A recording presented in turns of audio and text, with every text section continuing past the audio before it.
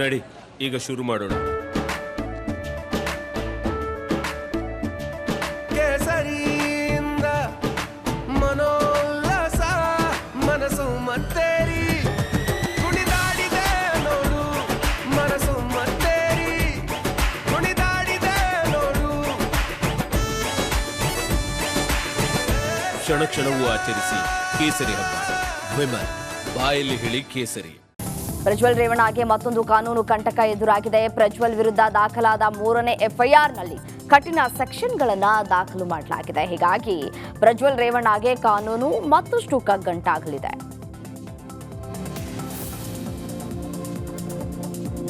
ದೇಶಾದ್ಯಂತ Prajwal pen drive ಸಂಚಲನ ದಿನೇ ದಿನೇ ಜಾಸ್ತಿ ಆಗ್ತಾ ಇದೆ. ಪೆನ್ ಡ್ರೈವ್ ಪ್ರಕರಣಕ್ಕೆ ಸಂಬಂಧಿಸಿದಂತೆ ಸಿಎಂ ಸಿದ್ದರಾಮಯ್ಯ ಪ್ರತಿಕ್ರಿಯಿಸಿದ್ದಾರೆ. ಕಾನೂನಿನ ಪ್ರಕಾರ ನಮ್ಮ ಪೊಲೀಸರು ತನಿಖೆ ಮಾಡ್ತಾರೆ. ಪೆನ್ ಡ್ರೈವ್ ಪ್ರಕರಣದಲ್ಲಿ ಯಾರ ಕೈವಾಡವೂ ಇಲ್ಲ. ತಪ್ಪು ಮಾಡದಿದ್ರೆ ನಿರೀಕ್ಷಣಾ ಜಾಮೀನಿಗೆ ಅರ್ಜಿ ಸಲ್ಲಿಸಿದ್ಯಾಕೆ ಅಂತ ಪ್ರಶ್ನೆ ಮಾಡಿದರು. ಈಗ SIT ಮಾಡಿದ್ದೀವಿ.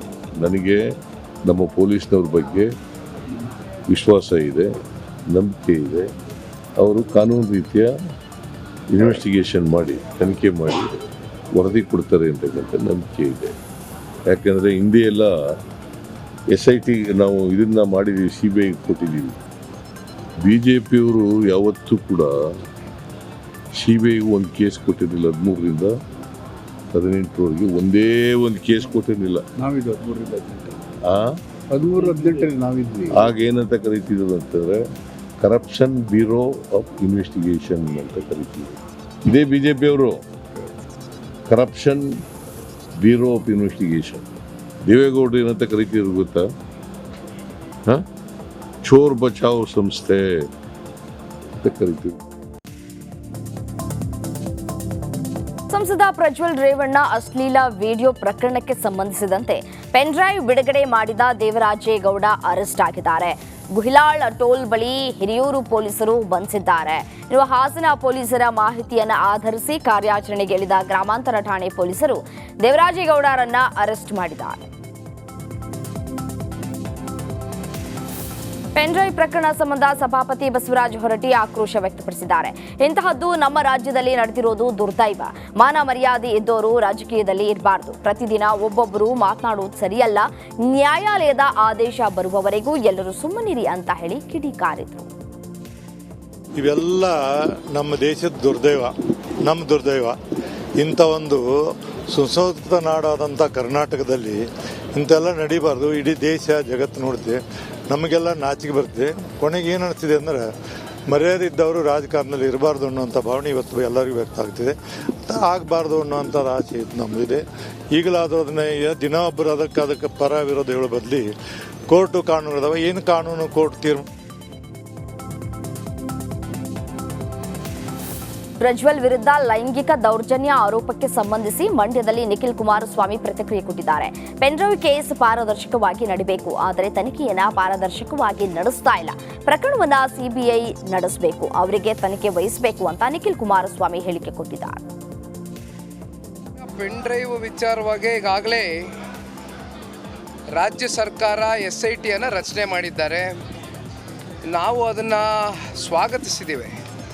ಅದರಲ್ಲಿ ಯಾವುದೇ ರೀತಿ ಇವತ್ತು ಆರೋಪ ಬಂದಂಥ ಸಂದರ್ಭದಲ್ಲಿ ತಪ್ಪಿಸ್ಕೊಳ್ತಕ್ಕಂಥ ಪ್ರಶ್ನೆ ಇಲ್ಲ.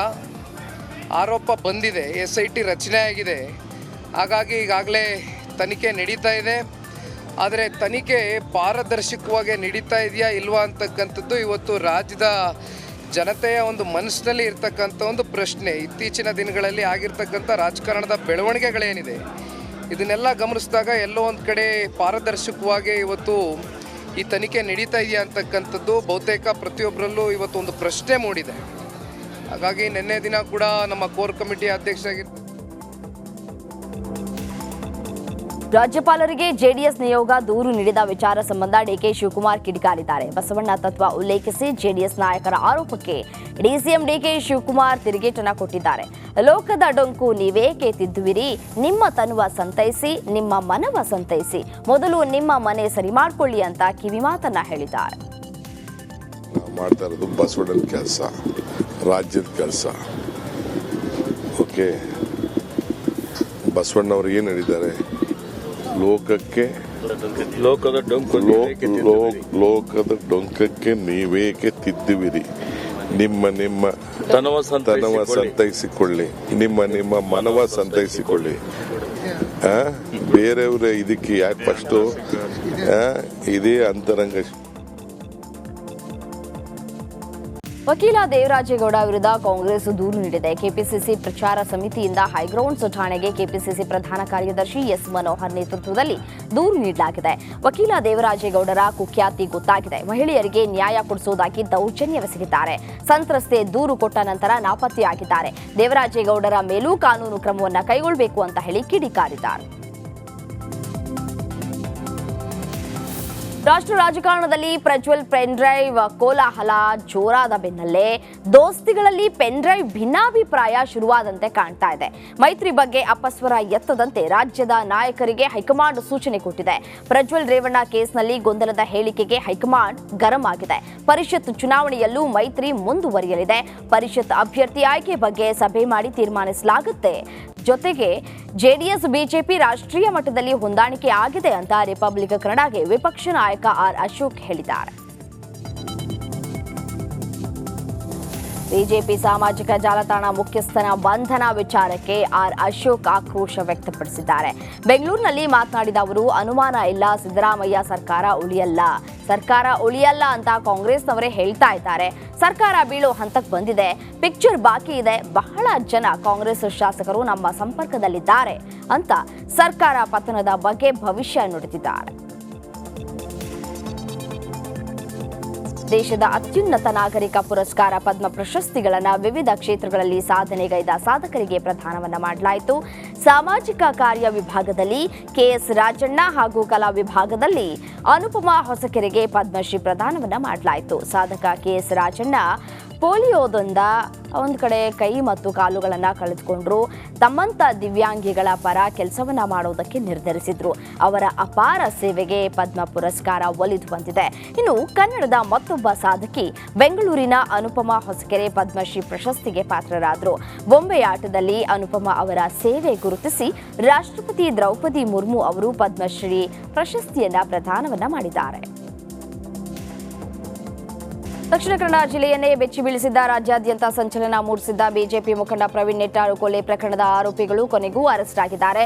ನೆಟ್ಟಾರು ಹತ್ಯೆ ಕೇಸ್ಗೆ ಸಂಬಂಧ ಮೂವರನ್ನ ಎನ್ಐಎ ತಂಡ ವಶಕ್ಕೆ ಪಡೆದಿದೆ. ಮುಸ್ತಫಾ, ಫೈಚಾರ್, ಸಿರಾಜ್ ಹಾಗೂ ಎಲಿಯಾಸ್ನನ್ನ ವಶಕ್ಕೆ ಪಡೆದಿದ್ದಾರೆ. ಎನ್ಐಎ ಟೀಮ್ ಆರೋಪಿಯನ್ನ ಬಂಧಿಸಿ ಬೆಂಗಳೂರಿಗೆ ಕರೆತಂದಿದೆ. ಉಳಿದ ಆರೋಪಿಗಳನ್ನ ಸಕಲೇಶಪುರ ಡಿವೈಎಸ್ಪಿ ಪ್ರಮೋದ್ ಕುಮಾರ್ ವಿಚಾರಣೆಯನ್ನ ಮಾಡ್ತಾ ಇದ್ದಾರೆ. ಎಸ್ಎಸ್ಎಲ್ಸಿಯಲ್ಲಿ ರಾಜ್ಯಕ್ಕೆ ಮೊದಲ ಸ್ಥಾನ ಪಡೆದ ವಿದ್ಯಾರ್ಥಿನಿ ಅಂಕಿತಾ ಕೊನ್ನೂರ್ಗೆ ಡಿಸಿಎಂ ಡಿಕೆ ಶಿವಕುಮಾರ್ ಶುಭಾಶಯವನ್ನ ಕೋರಿದ್ದಾರೆ. ದೂರವಾಣಿಯಲ್ಲಿ ಮಾತನಾಡಿದ ಡಿಕೆಶಿ, ಬೆಂಗಳೂರಿಗೆ ಬಂದಾಗ ಮನೆಗೆ ಬಂದು ಭೇಟಿ ಮಾಡುವಂತೆ ಅಂಕಿತಾಗೆ ಆಹ್ವಾನವನ್ನ